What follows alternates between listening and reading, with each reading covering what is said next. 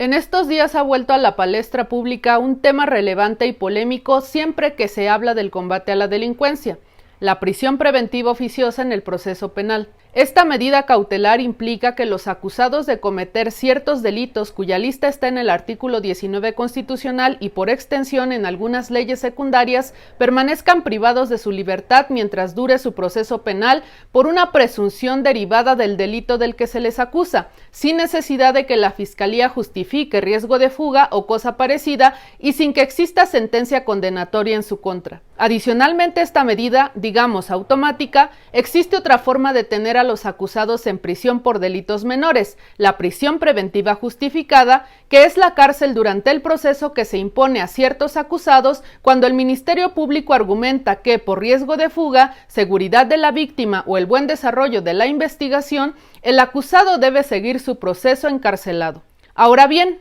es mentira que la prisión preventiva fuera impuesta por Felipe Calderón y algunos miembros de la oposición en 2008, como señaló el presidente López Obrador recientemente en su conferencia mañanera, pues esta medida cautelar está en la Constitución desde 1917. Contrario a esto, dicho gobierno panista impulsó una reforma en 2008 para cambiar todo el sistema de justicia penal e incorporar los famosos juicios orales que hoy tenemos, y entre otras cosas, con dicha reforma constitucional se redujo el número de delitos por los que se impondría prisión preventiva oficiosa. Pero fue precisamente el gobierno de López Obrador quien en 2019 aprobó con sus huestes morenistas en el Congreso de la Unión la reforma constitucional al artículo 19 y a diversas leyes secundarias para agrandar nuevamente el catálogo de delitos que ameritarían cárcel durante el proceso, diciendo que la amenaza de la cárcel, argumento desgastado y falso, ayudaría a disminuir la delincuencia. Con esto,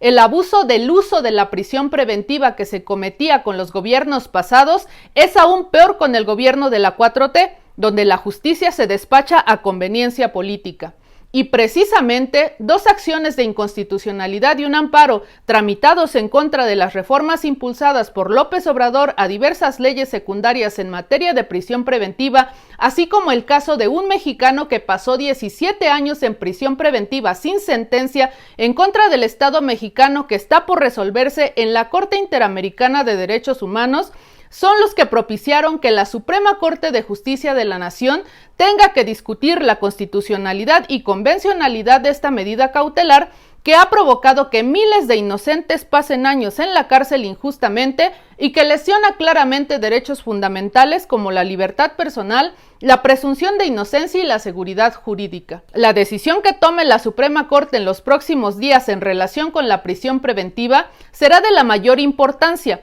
pues veremos si se opta por apoyar el seguir encarcelando primero y averiguando después, o se decide establecer límites y reglas claras para su uso antes de que el fallo de la Corte Interamericana nos obligue a hacerlo.